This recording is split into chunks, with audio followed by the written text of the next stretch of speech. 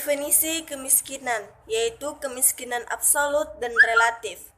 Kemiskinan absolut adalah suatu kondisi ketika seseorang memiliki pendapatan lebih rendah dari standar hidup yang layak, diukur dengan standar garis kemiskinan.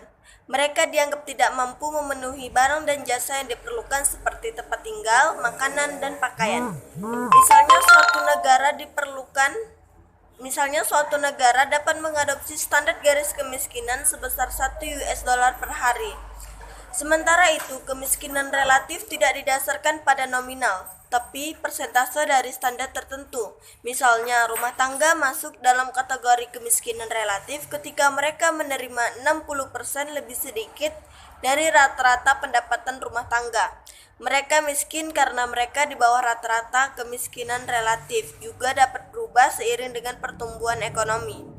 Banyak faktor yang menyebabkan kemiskinan absolut, termasuk konflik, sistem pendidikan yang lemah, disabilitas, ketidakadilan, perbudakan, perang, penindasan, dan kapasitas pemerintahan yang terbatas.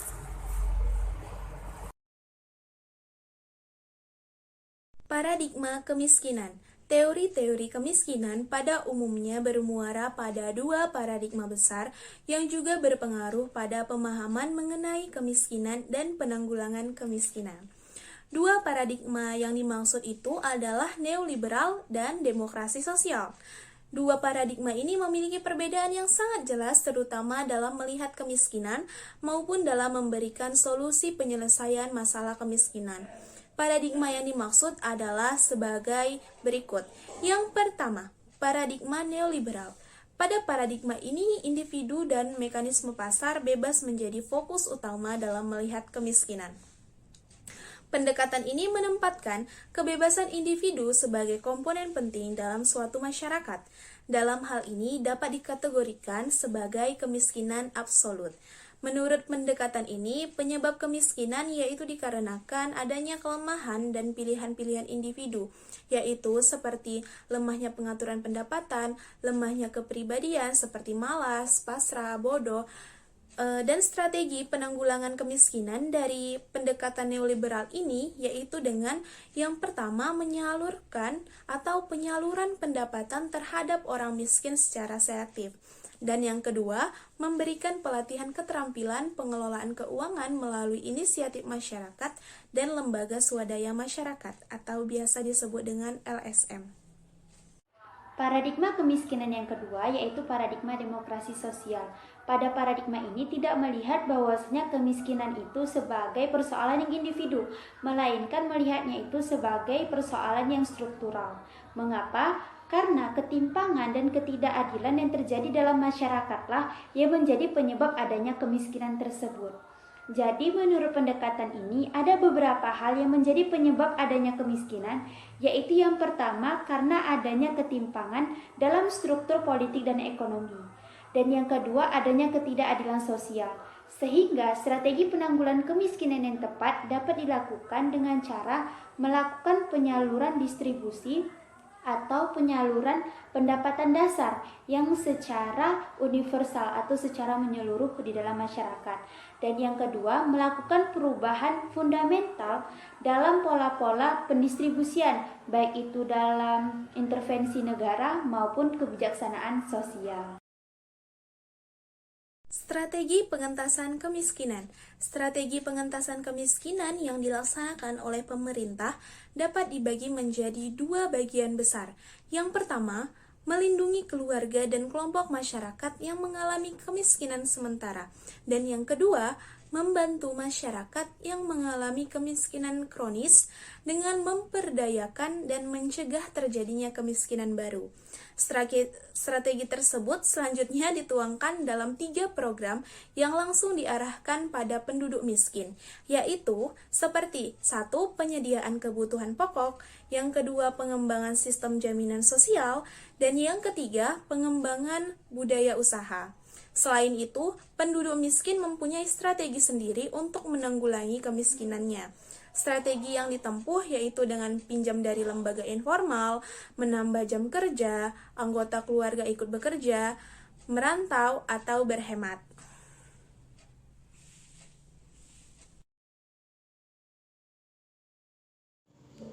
Pengukuran kemiskinan. Untuk mengukur kemiskinan, BPS menggunakan konsep kemampuan memenuhi kebutuhan dasar atau Basic Needs Approach. Dengan pendekatan ini, kemiskinan dipandang sebagai ketidakmampuan dari sisi ekonomi untuk memenuhi kebutuhan dasar makanan dan bukan makanan yang diukur dari sisi pengeluaran. Jadi, penduduk miskin adalah penduduk yang memiliki rata-rata pengeluaran per kapita per bulan di bawah dari garis kemiskinan. Nah, untuk mengukur garis kemiskinan atau GK, ada dua komponen yang harus diperhatikan, yaitu garis kemiskinan makanan atau GKM dan garis kemiskinan non-makanan atau GKNM. Nah, yang pertama ada garis kemiskinan makanan atau GKM, yang merupakan nilai pengeluaran kebutuhan minimum makanan yang disertakan dengan 2100 kilokalori per kapita per hari. Paket komoditi kebutuhan dasar makanan ini diwakili oleh 52 jenis komoditi. Ada padi-padian, umbi-umbian, ikan, daging, telur, buah-buahan, sayur-sayuran, susu, kacang-kacangan, minyak, lemak, dan lain sebagainya. Kemudian yang kedua ada garis kemiskinan non-makanan atau GKNM. Adalah kebutuhan minimum untuk perumahan, sandang, pendidikan, dan juga kesehatan. Paket komoditi kebutuhan dasar non-makanan ini diwakili oleh 51 jenis komoditi di perkotaan dan 47 jenis komoditi di pedesaan. Jadi rumus perhitungannya itu GK sama dengan GKM ditambah dengan GKNM.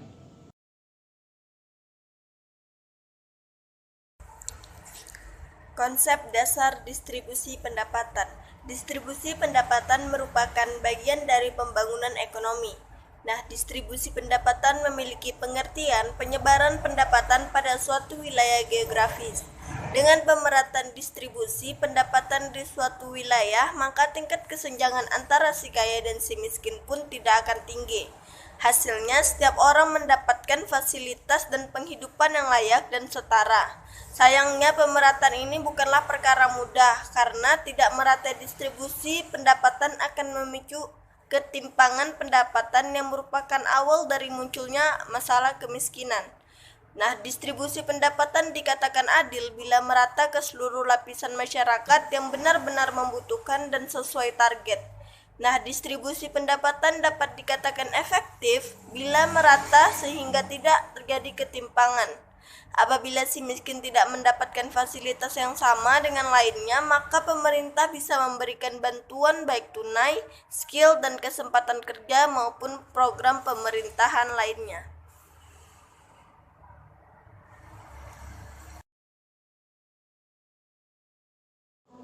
Kemiskinan di Indonesia. Kemiskinan merupakan salah satu problem besar untuk setiap negara, baik di negara yang sedang berkembang maupun negara yang telah maju. Indonesia merupakan salah satu negara yang merasakan kemiskinan tersebut.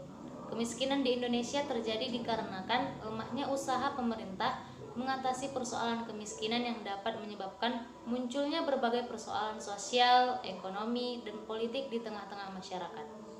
Jika kita melihat data Badan Pusat Statistik atau BPS, dimulai dari tahun 2002, jumlah penduduk miskin atau penduduk dengan pengeluaran per kapita per bulan di bawah garis kemiskinan di Indonesia terus menurun.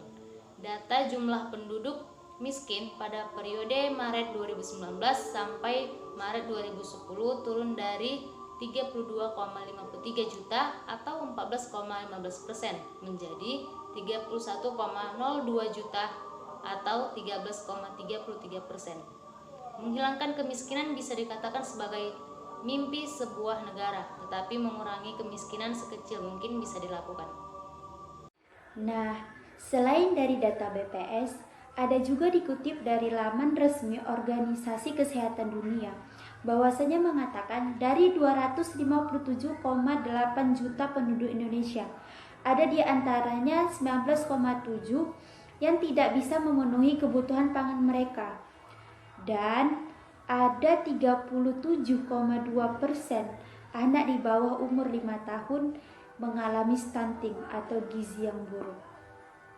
Memang, jika kita berbicara mengenai masalah ini, masalah kemiskinan ini, tidak ada satu negara di dunia pun yang terlepas dari masalah ini. Karenanya, penanggulangan kemiskinan ini sangat perlu dilakukan secara aktif, agar tidak terjadi yang namanya dampak-dampak negatif lainnya selain dari kemiskinan ini. Karena kemiskinan ini memang memberikan dampak-dampak negatif lainnya, yang mana contohnya itu seperti adanya pergaulan bebas, adanya rawan perampokan, dan lain sebagainya. Banyak program-program pemerintah atau kegiatan-kegiatan yang telah diterapkan oleh pemerintah untuk mengatasi masalah kemiskinan ini. Karenanya kita sebagai masyarakat Indonesia sudah sepatutnya, sudah sepantasnya kita dukung secara utuh dalam penanggulangan kemiskinan ini. Agar masalah kemiskinan ini bisa menurun.